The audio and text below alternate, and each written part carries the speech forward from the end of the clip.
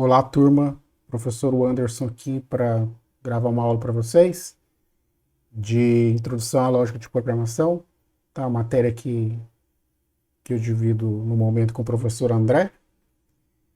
Então, a ideia aqui é a gente aumentar um pouco os conhecimentos de vocês para a gente ir aprofundando aí, tá? Na construção da lógica, tá? Então, o que vai ter aqui? O que eu vou falar para vocês? O que eu pretendo falar para vocês agora? Eu vou falar sobre o raciocínio lógico, vou falar sobre o entrada, processamento e saída, e vou também explicar para vocês os conceitos aí, como funciona a parte de variáveis, constantes e tipos. Beleza? Então, um conceito que a gente já viu e retomando, né? Existe vários conceitos formais, né? Então, um dos conceitos de lógica que a gente tem é a gente falar que é a ciência das formas do pensamento. E de uma maneira formal, você pode dizer que é uma sequência coerente, regular e necessária de acontecimentos e de coisas, né? De acontecimentos, de coisas e tal.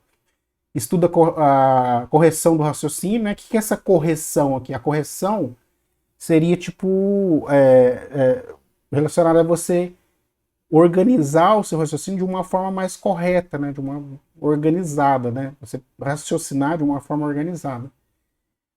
Seria como você sequenciar, né, o raciocínio, né, da melhor forma, a fim de alcançar um determinado objetivo. Então, esse objetivo, você tem um objetivo, ou você tem, em geral, algum problema, alguma questão para resolver, e aí você encadeia, né, esse seu raciocínio de uma forma que você consiga fazer uma análise, né, e chegar nesse determinado resultado ou objetivo ali, tá? Então, essa imagem aqui, ó, eu gosto bastante dela porque ela expressa bem a questão do raciocínio lógico, tá?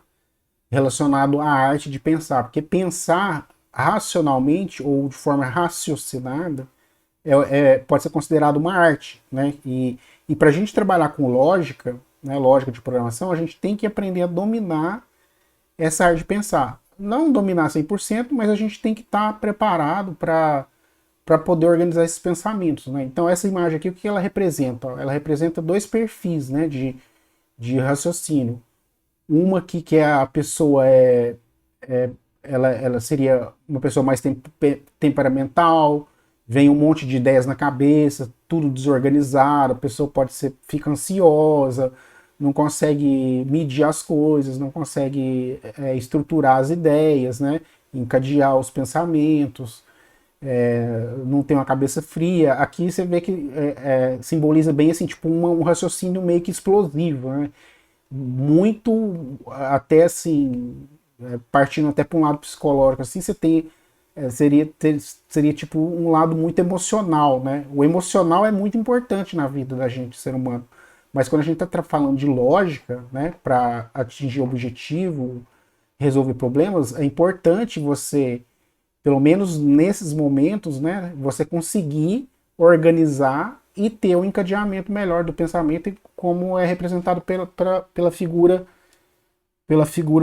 do lado direito aí, né, que você vê que você tem vários caminhos possíveis, né, você tem um problema lá, né, veja que ele simboliza bem, né, essa questão, né, você tem uma interrogação, uma questão, e aí você traça ali um caminho para chegar em algum determinado ponto, né? Para você chegar, atingir aquele determinado ponto.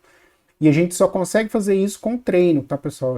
A gente só consegue fazer isso com treino. Obviamente, tem pessoas que são mais, digamos, da área de exatas, e essas pessoas acabam desenvolvendo isso de forma mais nata, né? Mais natural. E outras não, outras pessoas são mais emotivas, né? São mais passionais, né? Elas se chateiam com pouca coisa, né? Qualquer coisa vira um problema grande. Às vezes nem é problema ainda, a pessoa já fica se martirizando, é esse tipo de coisa. E o raciocínio lógico, né? Se você consegue desenvolver esse raciocínio lógico, essa arte de pensar, você vai chegar a uma série de conclusões práticas, né, da vida, né? Por exemplo, até da vida, né? Eu tô falando aqui para vocês no contexto de lógica de programação, mas até da vida, por exemplo, não tem sentido você ter medo de coisas que não aconteceu, né? Ou ficar, tipo, passando por algum sofrimento prévio, né, das coisas, né? Uma coisa que não aconteceu ainda. E, e isso atrapalha você atingir seus objetivos, né? Atrapalha você resolver problemas da sua vida e tudo mais. E isso aqui serve para a gente saber que existe, né, essa diferenciação e saber que a gente consegue organizar, todas as pessoas conseguem organizar, parar, respirar, organizar, né, o fluxo ali, né, organizar o fluxo de trabalho, as ideias, pegar as diferentes partes ali de de uma determinada questão que você está analisando, né, analisar ela ali aos poucos, né, olhar com calma, né, com calma também. A calma é muito importante, né, na hora que você vai fazer você vai usar um raciocínio lógico, tem que ter calma ali, seguir um método, né, fazer um passo a passo, e aí você vai chegar ali a um determinado resultado, né, vai atingir o seu objetivo, provavelmente. E uma outra forma que tem aqui de a gente mostrar, né, essa parte aqui, né, que seria como que ocorre como que é o processo do raciocínio lógico, né? Como que ele acontece, né? Na cabeça da gente e para a gente resolver esses problemas. Geralmente você vai ter aqui, né? Em geral você vai ter sempre essas três fases aqui, né? Você tem, como mostra aqui no rodapé, aqui você vai ter as entradas, o processamento, né? Você vai combinar as entradas com o processamento e você vai ter as saídas. O que seriam essas entradas aqui, né? As entradas é tudo de dados, né? Informações externas, experiência que você adquire, ou você adquire por conta própria, ou experiência que você adquire através de terceiros também, que é muito importante. É bastante inteligente você se basear em experiências de terceiros para você aprender, né? Você não precisa, tipo, você encurta o caminho, né? Você diminui um pouco o seu caminho, porque em vez de você passar por determinadas experiências por conta própria, né? Experiências às vezes ruins, né? Ter que passar por situações ruins, você já pode aprender previamente algumas coisas, já ter alguma experiência ali, né? De vida, né? De outras situações ali, né? Outra fonte ali de entrada também são opiniões, né? Você conversar, você saber, você ouvir um lado, ouvir o outro, né? Ouvir as pessoas envolvidas, né? A literatura, né? Então, outra fonte também são as próprias pessoas, né? Você está em contato com pessoas diferentes, né? Com pessoas que vai te trazer uma bagagem, né, diferente, que você vai ver que existe vários pontos de vistas, né? Existe várias formas de observar ou enxergar o mundo, né, e tal. Isso tudo ajuda a gente no processo de raciocínio lógico, né? E inclusive também as entradas aqui podem ser fatos, né? Coisas concretas, né? Que acontecem, né? Então não adianta você falar assim, por exemplo, um fato concreto, né? Não adianta você falar que, não, a gravidade não existe, né? A gravidade não existe. A teoria da gravidade é mentira. Tudo bem, mas como ela explica e os fatos que a gente vivencia diante da teoria da lei da gravidade, né? Elas pra gente são fatos, são concretos, né? Que você pode confrontar quando você está no espaço sideral, né? Quando você vai sair da Terra, né? Você sai da zona de gravidade da Terra, você vê o que acontece. Então, assim, isso seria um fato. Você pode usar isso como entrada, né? Então, todos esses tipos aqui de coisas são entradas que você pode usar para para ajudar no seu processo de raciocínio lógico. Aí, com esses dados aqui, o que você vai fazer? Você vai fazer o processamento, né? Você vai pegar aquilo ali e você vai exercitar o pensamento lógico. O pensamento lógico, esse processamento, nada mais é do que você combinar aqui, né? Combinar todas essas entradas, você vai combinar elas de alguma forma, aplicando alguma técnica, aplicando uma experiência ou fazendo uma experiência nova. Você vai fazer esse pensamento lógico, né? Que aqui ele pode ser também, pode envolver coisas práticas, né? Você faz teste prático, você vê, você observa, e aí você vai ter a combinação, esse pensamento lógico aqui, esse processamento, você vai estar combinando, né, toda uma gama aqui de entrada de dados, você vai combinar elas vai passar por uma transformação, e essa transformação aqui vai levar você num resultado que, em geral, você pode considerar um resultado bom, tá? Por que aqui a palavra resultado bom? Porque existe até aquele ditado assim, o bom é inimigo do ótimo, né? Não sei se vocês já ouviram falar, que o bom é inimigo do ótimo. Então significa que às vezes você não vai ter um resultado perfeito, não é uma...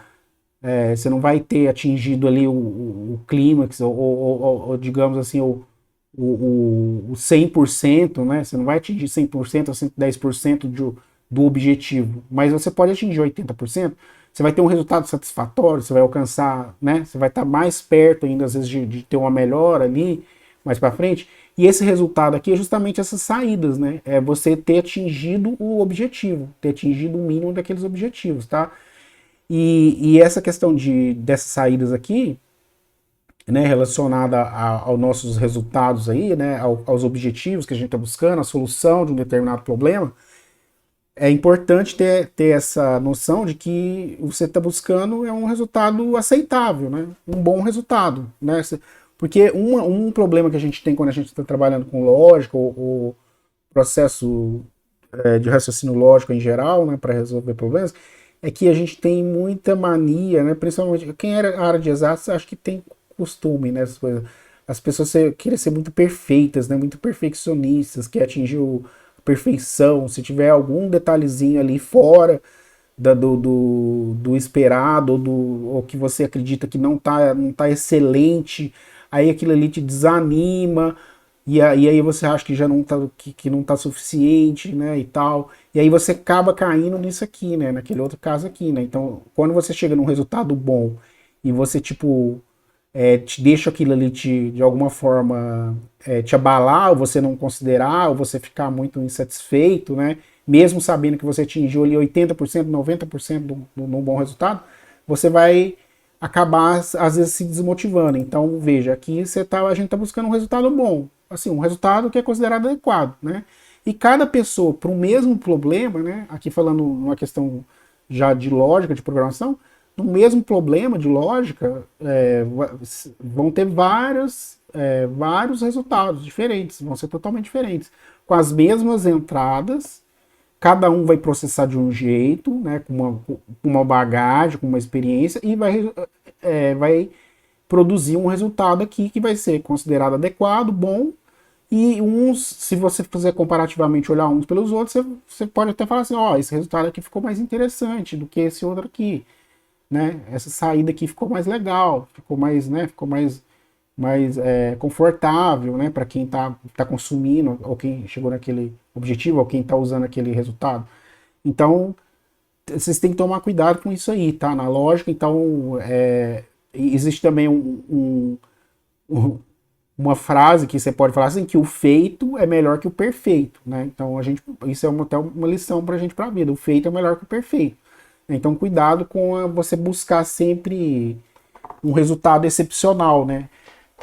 Ele vai vir naturalmente de acordo com a sua experiência, né? Com a sua capacidade de trabalhar esse raciocínio lógico, tá? Mas os primeiros momentos aí vai ser resultado que você vai falar, tá ruim, tá feio, não tá funcionando, mas vocês fiquem calmos que isso faz parte, tá? Faz parte da formação.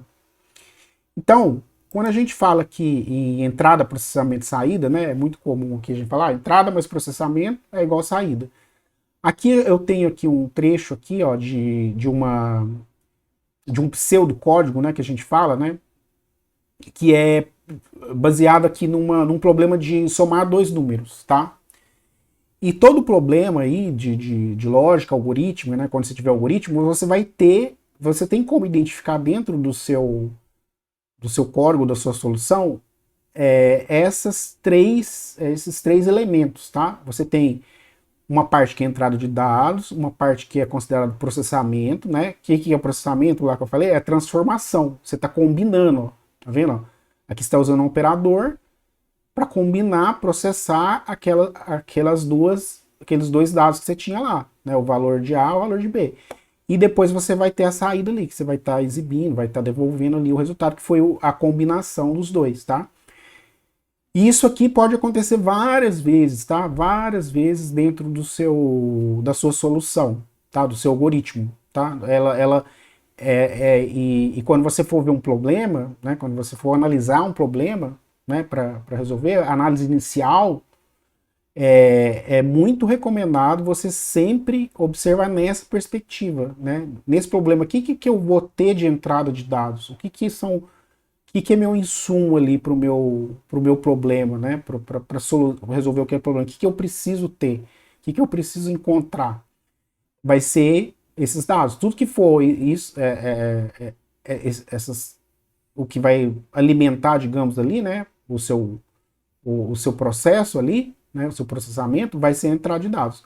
E o processamento, o que é o processamento? O processamento vai ser basicamente o esforço que você vai ter de fazer uma combinação ali daquelas informações. Aqui no caso, veja que a combinação aqui, né, para você fazer a transformação desses dois dados, é uma operação matemática aqui, né, que é mais palpável para a gente, uma operação simples, né, de adição, somar dois números. Mas isso aqui poderia ser uma expressão matemática enorme, poderia ter um monte de outras etapas, né? Esse processamento aqui ele pode ser bem grande, né? Depender de outras informações, depender de mais informações ainda no meio do caminho e tal. Mas no final lá ele vai produzir um resultado, tá? Vai produzir um resultado que esse resultado é a nossa saída, tá bom? E essa saída, algumas vezes ela pode ser usada como entrada para dar sequência para dar uma sequência na solução de um problema maior, tá? Porque você pode ter às vezes você faz alguma coisa para gerar você vai gerar um resultado de um determinado resultado, e aquele resultado ali, aquela saída sua, vai funcionar como entrada para uma próxima etapa. E aí aquela próxima etapa vai ter o próprio processamento dela e vai gerar uma outra saída. E isso pode ser totalmente incremental ou cíclico, né? Você pode ir indo e vai, né, vai fazendo isso. O computador hoje em dia, né, um computador igual aqui eu estou usando uma série de equipamentos aqui, de programas, gravando, né, esse gerenciador de apresentação aqui, isso aqui é uma combinação de várias etapas dessa, muitas e muitas mesmo, né, porque tem o computador faz a parte dele, ele está recebendo a entrada, aqui, ó, por exemplo, quando eu movo o mouse aqui, ó, isso aqui mover o mouse é uma entrada para o computador, tá? Isso aqui é uma entrada, porque eu estou mexendo aqui o ponteiro do mouse, ó, igual vocês estão vendo, e ele está gerando aqui para mim uma coordenada para o computador, para ele desenhar para mim na tela aqui o ponto onde eu estou arrastando o mouse, tá? Aqui só para vocês terem uma dimensão de... eu estou dando esse exemplo aqui só para vocês terem uma dimensão de até onde pode ir, né? Até onde você pode alcançar, né? Com a combinação de solução de problemas simples, combinando vários problemas, e você vai chegar a soluções igual a essa que vocês têm hoje em dia aí, de celular, né? De foguete, né? Desses equipamentos médicos aí que faz um monte de exames, né? De alta complexidade, isso tudo, a raiz, tudo a base, né? De tudo começou, né? Lá atrás dos primórdios, lá começou basicamente seguindo esta ideia, mesmo que ela não era conhecida, mesmo que ela não era, tipo, teorizada aqui, né? Você não tinha teoria, eu vou fazer, eu preciso determinar uma coisa, eu preciso da entrada, preciso de saída. Né? Eu preciso da entrada, preciso da saída. Mesmo sem ter essa teoria, já se usava isso aqui, né? Então é importante para vocês terem essa noção. Tudo bem, pessoal? Então fiquem atentos a isso aí, tá? Essa é uma parte importante. E agora, partindo para outra etapa aqui, para o segundo tópico nosso aqui, vou falar de variáveis constantes e tipos, tá? Então, aqui já partindo já bem específico também para o computador, né? Já estamos aqui falando do computador, da programação. Quando você programa um computador aí, né? O que é programar um computador, tá? A grosso modo, assim, uma síntese, né? Que você pode resumir, né? Que essa programação de computador é basicamente a técnica de você manipular informações para solucionar problemas. E quem vai manipular? Na verdade, é o computador que vai manipular, né, aquelas informações, tá? E quem que passa aquelas informações? O programador, né? Quem desenvolveu o programa. No caso, a gente, vocês que estão aprendendo. Né, vocês vão instruir o computador a fazer isso. Vão passar as informações para o computador, né, para ele poder fazer. E aí essas informações, né, a gente chama de forma meio genérica essas informações, mas quando você vai avançando mais aqui nos conceitos, né, você tem que essas informações aqui, né, as informações que o computador vai manipular, elas são divididas aqui basicamente em dois tipos. São as informações que são os dados, né, são os dados, ó, veja, a entrada de dados que a gente acabou de falar, ó, são os dados, né, que o computador vai ter que pegar, e são as instruções, tá? Os dados e as instruções.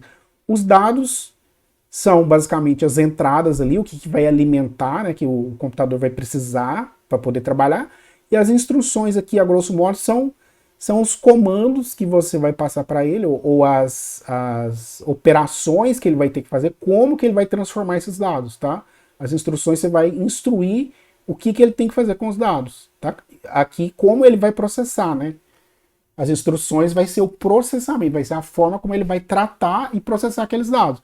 E aí, se ele processar, se ele executar as instruções corretas sobre aqueles determinados dados, né? Se ele fizer o processamento correto ali, ele vai atingir um resultado, tá? Que vai ser o resultado, tem que ser o resultado esperado ali, um resultado adequado, beleza? Então aqui, agora, da agora para frente, a gente vai falar só de dados, tá? A gente não vai trabalhar instruções agora não, tá? Porque a gente está indo no passo a passo aqui e é muito importante, tá, pessoal? Essa teoria, esses fundamentos, tá? Porque você aplica isso aí em toda a programação de qualquer computador, de qualquer dispositivo, tá? Então vamos lá. O que são dados, né? Para no ambiente aqui de computação, de programação. Em geral, né? Em geral, que são alguma coisa externa, tá? Um elemento externo que a gente conhece e a gente usa no dia a dia. As coisas mais comuns aí, tipo, né?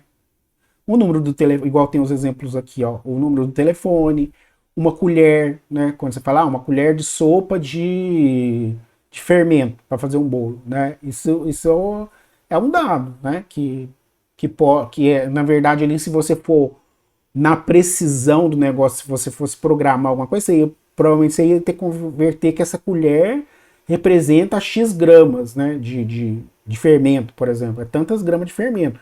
Só que no dia a dia da gente, do humano, a gente não tem essa precisão. A gente, é uma colher, é um copo, é 2 dedos aí da garrafa, né? A gente usa essas medidas, um prato. Tem vários, tipo, uma mão cheia, né? Esses negócios de culinária tem muita coisa assim, né? Eles usam, a gente usa bastante esse tipo de medida, né? De dados aí, né? No dia a dia. Outro tipo de dado aí é sobre o clima, né? Quente ou frio, né? Hoje tá fazendo calor, mas assim, por que tá fazendo calor? Tá fazendo calor porque tá mais de 28 graus, né? Ou tá 30 graus. Tá fazendo frio. Por que tá fazendo frio? Tá abaixo de 20 graus. Então veja que o dado ali carrega uma determinada precisão que para o dia a dia da gente, né, geralmente a gente não utiliza. Mas quando a gente for trabalhar com computador, a gente vai ter que ter essa perspectiva de trabalhar com uma determinada precisão, né? Por exemplo, o nome de uma pessoa também é um dado, né? Num banco de dados lá você vai fazer uma pesquisa, né? Você nunca fez uma pesquisa, pesquisou alguém em algum site, no Facebook, aí numa rede social, você vai pesquisar o perfil de alguém, você joga o quê? Você joga o nome, você joga uma palavra, aquilo ali é um dado que você está usando como entrada para ser processado ali, né? Por um determinado sistema ali, né? Porque já está previamente programado, e ele vai produzir uma saída, que vai ser o quê? Por exemplo, o resultado da sua busca, né? Aqui é só um exemplo, tá, pessoal? Para vocês entenderem, né? Então vamos lá. E aí, pessoal, dentro de dados a gente tem uma divisão, né? Que é assim, se eu for começar a classificar, você tem os dados que a gente chama de dados variáveis, tá? O que são esses dados variáveis? É o que o próprio nome diz, né? São dados que, com frequência, eles se modificam, né? Ao longo do tempo, ao longo da execução do programa, igual, por exemplo, esse caso de você fazer uma pesquisa, né? Uma hora você pesquisa por fulano, pelo nome fulano, depois Beltrano, depois ciclano e tal, por José, depois por Pedro, né? Você vai ter várias pesquisas. Então, aqueles dados ali, eles modificam, né? Eles não são o mesmo. Mas veja, as instruções ali, né? O que vai ser processado ali pelo computador vai ser a mesma coisa. A busca ali, né? O que ele vai fazer com aquele dado é basicamente a mesma coisa. Só que aí ele vai trazer um resultado, ele não vai trazer o mesmo resultado. Dependendo da entrada dos dados, né? Dependendo dos dados que forem entrados, ele vai trazer resultados diferentes, tá? Então, exemplos de dados variáveis, ó, uma colher, né? Uma colher. Aí ela vai ter um tamanho, né? Isso partindo ali para a área culinária. Por exemplo, você tem colher de chá, colher de café, colher de sopa, né? No mínimo essas 3 colheres aí, né, que usa, né? Aí quando você vai fazer uma receita, uma colher de chá, uma colher de café, uma colher de sopa, né? Basicamente essas 3. Mas uma colher de quê? O que que ela tem? Ah, é uma colher de sal. Ah, não é uma colher de açúcar. Não, uma colher de café. Ah, não, agora é farinha, você entendeu? Vocês estão notando aí como modifica, né? Você tem a colher, ali que é seu instrumento que você usa para medir, digamos, ali, né? E ali muda, né? Pode ser cada hora uma coisa, então modifica com frequência, tá? E aí, por ser dados variáveis, a gente na programação tem um jargão, né? O que é o jargão? O jargão é um termo técnico ali, usado em uma determinada área profissional, que você chama isso aí de variáveis, tá? Simplesmente você fala assim, variáveis. Não, meu programa vai ter variáveis.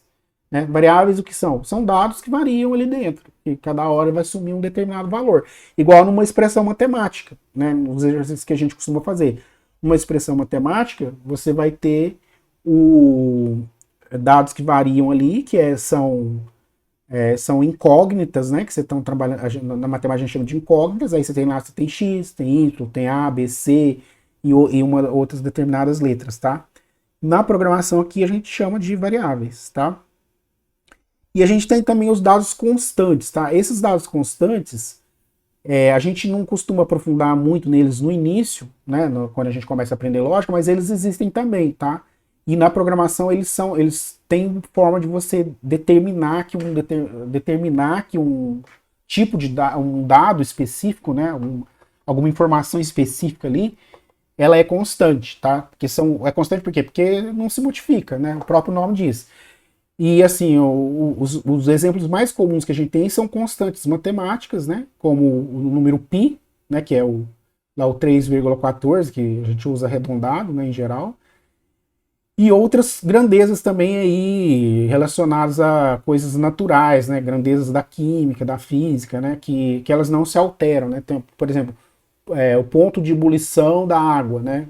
Que geralmente é considerado que 100 graus a água vai entrar em ebulição, vai começar a ferver. Isso aí seria tratado como uma constante, porque não muda, né? Ebulição da água é 100, sempre é 100 graus, né? Por exemplo. Então existe isso. Só que na programação geralmente você vai usar isso para quê? Para dados que efetivamente não vai mudar ao longo do programa, né? São informações que não mudam, né? Que elas não são variáveis. Então ela recebe esse nome aí para diferenciar, tá? Tipo e representação dos dados, tá, pessoal? Os dados aqui, então, veja, a gente já falou que eles são os dados variáveis ou constantes. Então você vai ter esses dados, você precisa representar eles dentro do computador, tá? Você precisa representar e categorizar eles. Por quê? Porque é só dessa forma que o computador vai entender, tá? Então veja aqui é que a gente está começando a aprender a falar, a conversar com o computador. Né? E para a gente conversar com o computador, para a gente instruir ele, falar o que ele deve fazer, a gente tem que aprender a forma que ele entende, tá? E esses dados, no caso, eles vão ter que ter uma representação, né? Uma forma de você falar o que é o que, e você tem que categorizar eles também, que a categorização em si aqui seria você falar que tipo de informação tem ali dentro, né? Que tipo de informação você está representando. Geralmente, a gente aprende aqui no início, são esses dados que a gente chama básicos ou primitivos, né? São os dados primitivos, que são dados que representam números, dados que representam caracteres, né? Que são texto, e os dados lógicos, tá? Que representa um estado de duas alternativas apenas, tá? É um estado que modifica alterna só entre duas coisas, que é o verdadeiro ou falso, o sim e não, tá? E outros exemplos que a gente vai ver mais aqui à frente. Então, os dados numéricos, ó, os dados numéricos, você ainda pode subdividir ele, né? Porque você tem aqui informações que precisam ser representadas na forma de número. Só que aí você vai ter a precisão do número, né? Ou dentro de determinado contexto. Você vai ter informações que são números inteiros, informações que são decimais, tá? O que pertence ao conjunto dos reais. São os números que têm casas decimais. Então, uma listinha de exemplo aí, ó, pra gente tentar falar com vocês aqui rapidinho, ó. Essas informações aí, como é que eu represento elas, né? Que tipo de representação elas precisam, né? Inteiro ou real, né? É um número inteiro ou um número com casas decimais? Por exemplo, temperatura da água, né? Vamos pensar, eu quero representar qual que é a temperatura da água agora. Em geral, você tem que entender mais o contexto, né? Para você saber a precisão. O que vai determinar aqui é a precisão, tá? Você precisa de uma precisão para fazer algum determinado cálculo, né? O seu processamento lá, né?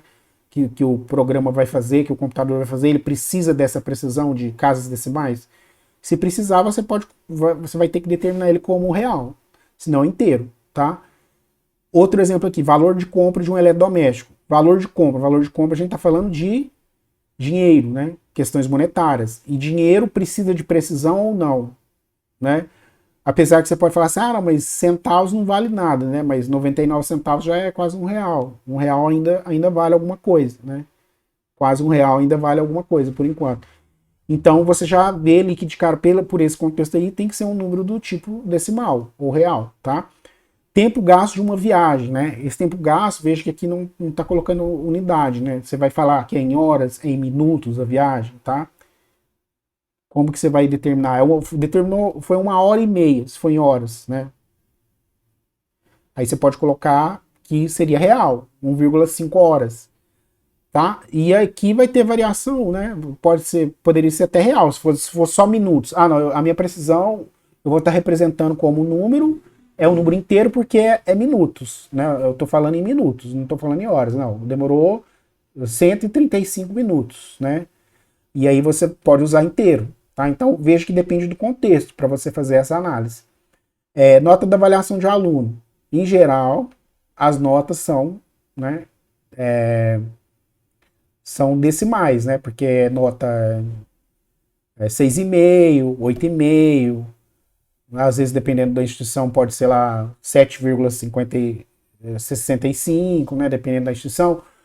Só que aí sempre vai depender do contexto, tá, pessoal? Do problema. Então você tem que fazer uma análise. Porque, por exemplo, eu já estudei em escola que a avaliação era de 0 a 100, que era bem interessante. Não era de 0 a 10, era de 0 a 100. E aí, para ser aprovado, tinha que ter a média 60 e beleza, era bem tranquilo, não tinha diferença nenhuma. Facilitava essa questão de não ter que ficar trabalhando com números quebrados. Por exemplo, o 6,5 seria a pessoa estaria com 65, né? A nota dentro da média. Tá? Então tem que analisar o contexto, né? Onde vai se trabalhar. A idade de uma pessoa. A idade, em geral, é representada por, né? Se é uma pessoa adulta, em geral, é representado por um número inteiro só, né? Tem 20 anos, 50, 15 anos, né? Às vezes, quando é mais novo, né? Crianças, né? Tem 1 ano e 5 meses, né? E aí você vai ter que adaptar, né? De acordo com o contexto, como é que você vai representar essa idade dessa pessoa, se tiver necessidade de representar a idade de pessoas mais jovens, tá? Então veja aqui, você tem o que você quer representar, e nesse caso aqui, números, tá? E uma coisa importante também, por que é número? Por que é número aqui, né? Por que esses exemplos não? Porque, invariavelmente, todos esses exemplos aqui você vai usar para cálculos, né? Cálculos matemáticos. Então, se o programa que você vai fazer precisa fazer cálculos, esses tipos de dados, eles obrigatoriamente têm que ser numéricos para o computador, porque o computador não vai conseguir fazer uma operação matemática em cima de outros tipos de dados, tá? Importante isso aí também. Outro tipo de dado aqui também comum, né, ou primitivo, que a gente fala, são os dados do tipo caractere, dados do tipo caracteres, tá? Que são todas as informações que você vai representar por texto, né? São sequências de caracteres alfabéticos ou alfanuméricos, né? Que significa que você vai usar para representar coisas que só tem letras, ou você pode representar coisas também que tem letras e números, tá? Sem problema. Tá? Não é só porque tem um número lá no meio ele vai ser caractere, é um caractere numérico, né? Um dígito numérico, um caractere que representa Ele é alfanumérico, tá? Ele não é um número matemático, né? Não é um número tradicional, que você consegue fazer operação com ele. Então aqui você tem os exemplos, ó, nome de rua, descrição de produto, número do RG, tá? Título de um livro, tá? Isso tudo são contextos aqui, ou dados, né? Ou informações que, se você fosse trabalhar no programa, eles provavelmente, sem sombra de dúvida aqui, porque eles não são nada de cunho calculável, você vai representar por um tipo caractere, tá? Que vai ser um formato ali de texto, né? Texto, string também chama, né? Em geral, nos programas, nas linguagens de programação, chama string, tá? A tradução seria uma sequência de caracteres, né? Só que é em inglês, né? É o termo em inglês. E o outro tipo aqui é o tipo que são dados lógicos, tá? Então, esses dados lógicos são muito peculiares, são muito usados, tá, pessoal? Ele é a base da computação aí, que a gente, quando vocês forem estudar a parte de fundamentos de computação, história, uma hora vocês vão ver isso, tá? Vocês vão cair nessa questão de dados lógicos aí. Vocês vão ver o que esses dados lógicos fez pra gente, né? Então, esses dados lógicos são o quê? São valores que são representados só por, por informações que só podem ser representadas única e exclusivamente por dois estados, né? Ele só tem duas possibilidades ali.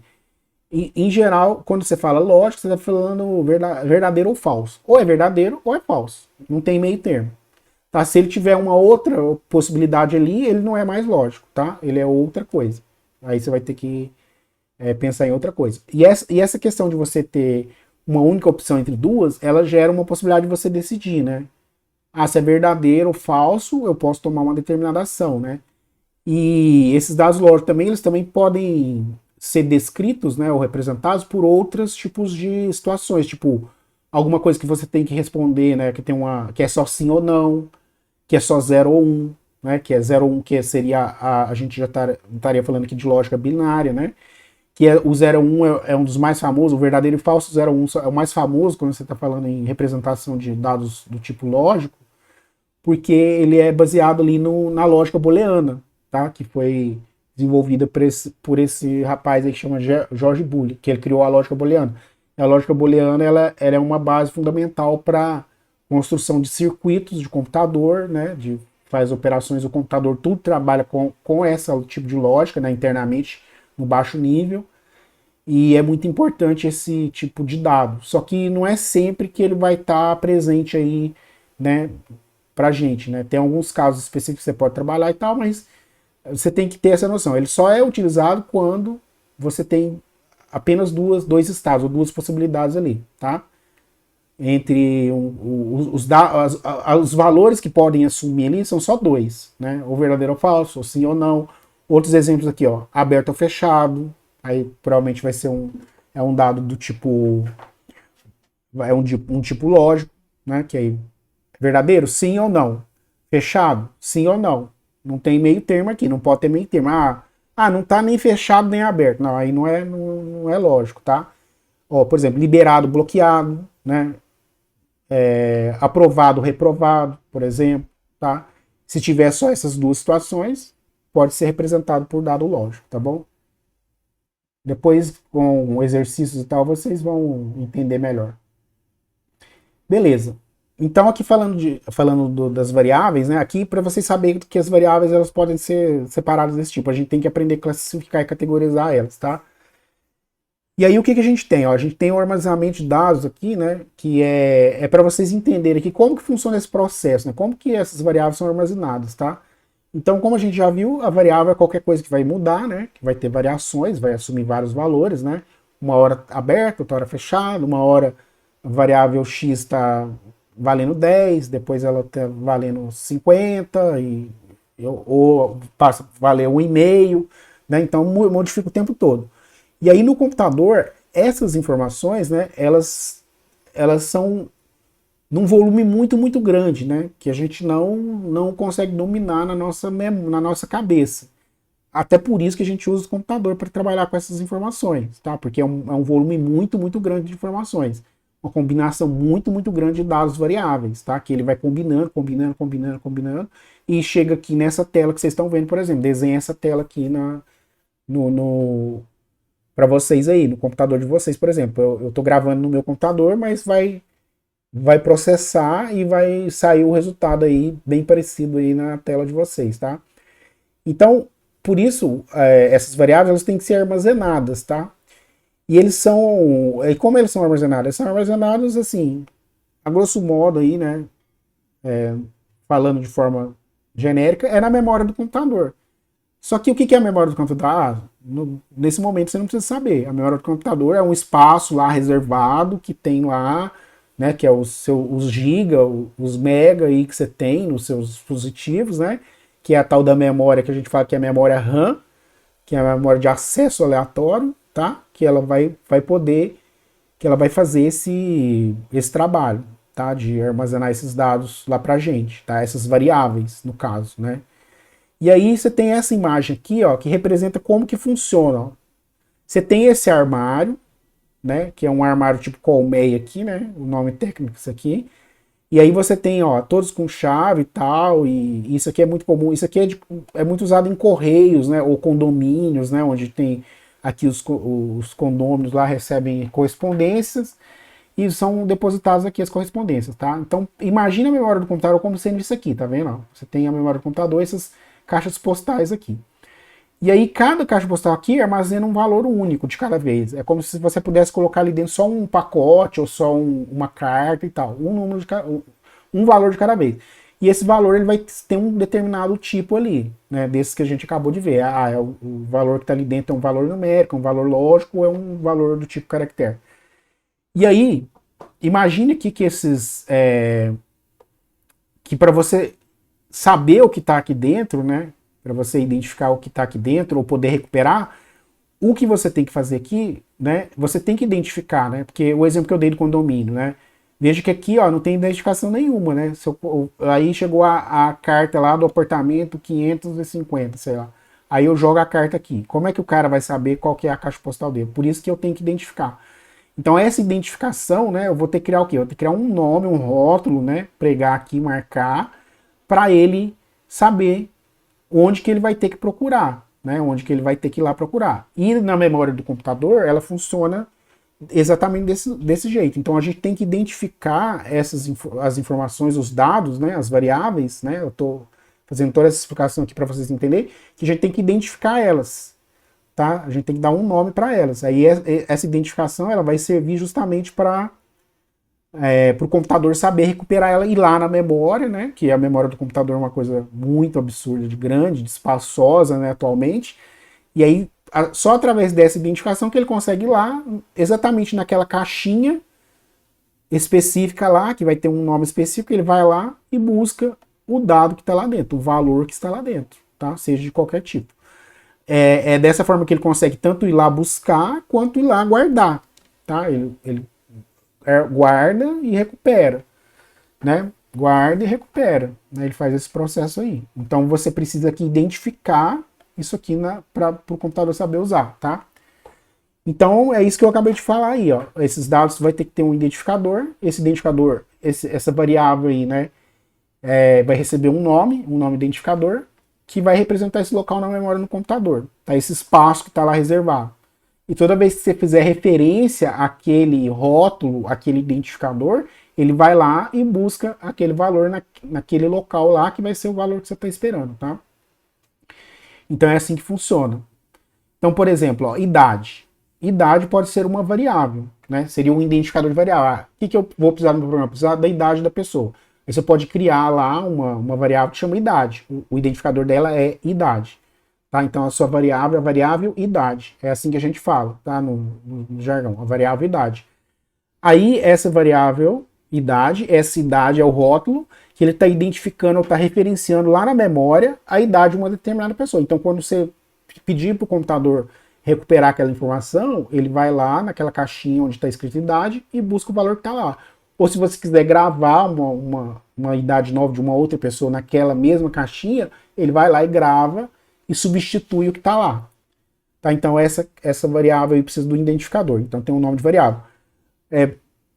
assim, bem similar, né, totalmente similar à matemática, ao conceito de incógnita, tá? Quando você tem uma incógnita lá no seu, na sua expressão matemática, lá x, y, z, tá?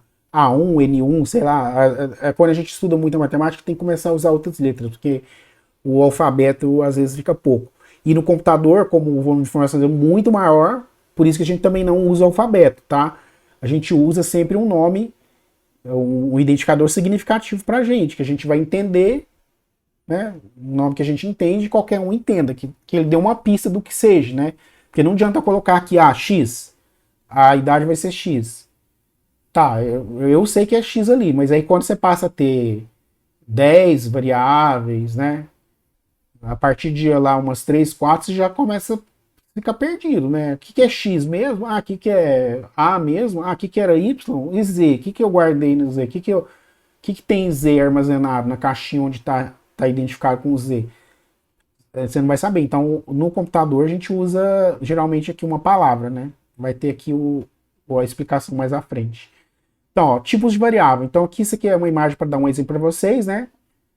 E como que são armazenados. Ó. Então, você tem lá, por exemplo, uma variável. Você quer guardar aqui uma sigla aqui que chama LPA. Você vai guardar ela no computador, aí você dá um rótulo para ela, chama nome. Toda vez que você falar nome, ela vai buscar LPA. Um outro exemplo aqui de identificador de variável, né? Aqui você tem o ano, ele vai guardar aqui. Aqui você tem o preço, ele vai guardar aqui. Toda vez que você referenciar o preço, vai ser esse valor. Aqui você tem o entregue, ó, é um tipo de dado que vai guardar aqui um valor lógico, tá? Que é verdadeiro ou falso. Então veja, aqui é justamente para você ver os tipos de dados, ó, como que eles podem ser representados. Em geral, o caractere, o dado em si, né, a informação em si, ela vai estar, ela é LPA agora, mas pode ser AGP depois pode ser ILT, pode ser várias outras siglas, né, qualquer texto. E toda vez que você referenciar nome no programa, ele vai estar buscando o que está lá dentro, guardado naquela caixinha, tá? E aí, nesse caso aqui, caracteres entre aspas, né, para denotar isso. Números, né, inteiro vai ser assim, né, não tem casa decimal. Número que é real, que é o tipo dele é real, ele vai ter o separador de casa decimal, que na linguagem de programação, como a gente trabalha com inglês, é ponto, né, sempre ponto, separador de casa decimal, não é vírgula, vírgula não funciona, tá, pessoal? E aqui você poderia ter, tipo, um 1.0. 1.0 aqui, pra gente é inteiro. Mas ele para o computador, ele ia identificar como um tipo, internamente lá, um tipo real, tá? Um tipo decimal. Então, e aqui o entregue, ele só pode ser verdadeiro ou falso. Entregue, sim ou não. Entregue, sim. Entregue, não. Ah, então não entregou. Você entendeu? Tá vendo? É uma situação ali que tem só duas possibilidades. Ou entregou ou não entregou. Beleza, pessoal? É importante entender esses conceitos, tá? De variável, o tipo, né? O nome, o identificador da variável, o tipo da variável, tá bom? Essa aula é basicamente para isso. Outro exemplo aqui, ó. Vamos supor que você vai lidar com alguma situação que você tem que armazenar uma temperatura. E aí é 30 graus Celsius, né? 30 graus. O que acontece, né? Para o computador não tem como você representar isso, principalmente se você for fazer cálculo, né? Se você for fazer cálculo e dependendo do contexto, você vai precisar fazer cálculo com aquela temperatura, não sei, né? Você vai precisar fazer uma média, né? De como foi a média da temperatura, a moda, a mediana, da temperatura durante os meses tal do ano, durante X anos, né? Um programa aí, vamos supor um programa de meteorologia. Então, no computador, você não consegue gravar. Isso aqui está incorreto. Você poderia gravar se fosse texto apenas. E se fosse texto, né? Você teria que estar aqui entre aspas. Se fosse do tipo caractere, né? Esse tipo de dado, ele estaria aqui entre aspas, tá? E não seria possível fazer cálculo. Se você tiver que fazer cálculo com determinada informação, né? Que você precisa usar como entrada para o computador, você tem que observar que você pode decompor isso aqui, né? Você tem o número, que aqui, no caso, quantos graus, né? 30 graus. E aí você tem a unidade daquela medida. É muito comum isso com medida. Ah, mas é 30 graus o quê? Ah, é Celsius. Por que aqui eu estou guardando a unidade também? Porque aqui eu posso estar trabalhando com, digamos, com outras unidades de temperatura, que a gente tem pelo menos mais duas, né? Que são o Fahrenheit e tem o Kelvin, né? Tem três unidades de medir temperatura. Mas poderia ser também, eu estou medindo nessa mesma pegada de, por exemplo, você poderia falar da distância. A distância, eu tenho que ter a informação da distância no meu programa. Tem que usar como entrada a distância. Eu preciso passar para o computador essa informação. Aí você vai criar lá uma variável que chama distância e ela vai armazenar o quê? Essa distância é inteiro, aí vai depender da precisão que você quer, né? Vai ser inteiro, vai ser real, né? Vai depender da precisão. Mas aí você tem que saber também a unidade, né? Mas a distância em que? Está em quilômetro, está em metros, está em centímetros, né? Está em decímetros, né? Tem várias unidades aí de medida, né? Que a gente que estudou aí tem várias unidades de medida. A reta de medidas aí vocês conhecem, deve conhecer, a gente sempre aprende isso. E aí você tem vários tipos de medida, né? De distância, né? De volume também. E aí você tem que separar isso, tem que separar na informação numérica e a unidade ela vai em outra variável, tá? Com outro identificador. Beleza? Então aqui é só para vocês saberem, né? Nesse exemplo aqui, que a ideia aqui é você vai fazer um cálculo aqui, aí você tem que criar uma variável. Como é que você vai criar? Aqui uma só não dá, tem que criar duas. Beleza? Espero que tenha ficado claro. E aqui chegando ao fim já, né? Essas variáveis, elas geralmente vão ter regras de nomeação. Essas regras, elas têm uma regra geral aí que vale para a vida aí, sabe? Todas as linguagens de programação usam basicamente o mesmo princípio aí, tá? E quando a gente for começar a fazer os nossos primeiros algoritmos aí, a gente já pode começar a usar essas regras, tá? Para facilitar a vida da gente no futuro. Então, a primeira regra, não pode, deve conter um ou mais caracteres, tá? Então tem que ter pelo menos um caractere, tá? No nome, no identificador. Então, por exemplo, quando que eu vou usar um caractere? Se eu estou fazendo uma expressão matemática mesmo, que é x e y lá de uma operação matemática, eu uso como identificador x e y, que eu já sei que é o x da equação e o y da equação, por exemplo, né? Outra regra, não iniciar por caractere numérico. Então você não pode ter um número no início da identificação. Não pode ser, por exemplo, um número, né? O número, o algarismo, né? Você não pode fazer tipo assim. Vamos ver aqui se eu consigo colocar aqui para vocês. Você não pode fazer assim, ó. Poxa, aqui, deixa eu ver se tem jeito de aumentar. Aqui, ó. Eu não posso criar um identificador assim, ó. Um nome, tá? No caso, se eu tenho vários nomes, eu quero criar várias variáveis para identificar mais de um nome, eu posso fazer assim, nome 1, tá? Mas pela regra aqui, eu não posso criar uma variável desse jeito aqui, não pode iniciar com números, tá bom? Outra coisa aqui, outra regra aqui, ó, não pode conter espaços, tá? Então, nesse caso, você vai ter que usar aqui underscore. Se você quiser separar, se tem mais de uma palavra, às vezes um identificador, né? Como o computador lida com muitos dados, alguma hora você vai ter que usar nomes compostos, né? Um identificador composto, com mais de uma palavra.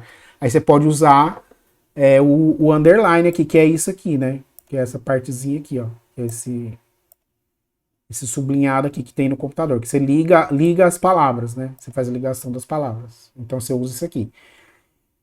E outra coisa, não pode ser repetido. Dentro do mesmo programa, né? Dentro do mesmo programa, você não pode usar o mesmo identificador, né? Dentro do mesmo espaço ali que você está trabalhando, você não pode usar o mesmo identificador idêntico. Nome, várias vezes. Por quê? Porque se já existir, ela vai ser tratada como sendo uma só, entendeu? Então você pode ter problemas ali na hora de gerar o resultado que você espera, porque você precisava de dois nomes, aí você colocou nome, por exemplo, né? E aí ele sobrepõe. E outra regra que é importante é que, como não pode repetir, no programa, na linguagem que você está usando também, ela não pode existir ali como uma palavra reservada que a gente fala, né? Ela não pode existir como outra variável e não como o nome do programa e nem como um comando instrução, né? Porque às vezes uma determinada palavra é reservada. Um caso bem típico, né, de muitas linguagens de programação, você tem o comando que a gente chama de um comando, né, uma instrução, né, que a gente não está falando de instrução, que é o print. Então o print seria uma palavra reservada na maioria das linguagens, né? E você não, aí você não pode usar print como identificador. Você não pode usar essa palavrinha ali porque ela é uma palavra reservada, tá? Então quando você usa ela como variável no seu programa, ela já fica reservada para você ali, onde você está trabalhando. Se você usar de novo o mesmo nome, não vai ter problema. Provavelmente não vai ter problema ali, né? Você vai conseguir usar, mas você tem que saber que você não consegue armazenar. Você está referenciando o mesmo local na memória, não são informações diferentes. Vai ser a mesma informação. E tem esse outro caso aqui que é a reservada, né? Que é a palavrinha reservada. Então não pode ser repetida. Então aqui tem os exemplos: idade, temperatura, fone, carro, distância. E assim, pessoal, a gente encerra aqui. Deixa eu ver. Não, tem mais um aqui. Que aqui é uns exercícios de fixação que eu vou deixar aqui para vocês na tela, tá? Para vocês resolverem. E vai ter depois, provavelmente vai ter mais exercícios aí para vocês trabalharem aí nessa parte de entendimento, de criar a identificação de variáveis e determinar o tipo, tá? Olhar para a variável ali, olhar, ver se ela depende de cálculo, depende de cálculo ou não, para saber se ela tem que ser número, né? Ver se ela só tem duas possibilidades ali de estados ou de valores, aí ela pode ser, provavelmente ela pode ser uma variável lógica, né? Se ela tem único e exclusivamente só duas possibilidades de valores, né, para armazenar. Tá? Então é isso, pessoal. Espero que vocês tenham aproveitado e fiquem firmes aí nessas ideias aí, desses conceitos que são o fundamento aí da lógica, tá, pessoal? Precisa saber bastante isso aí. Até mais e até a próxima aula. Tchau, tchau.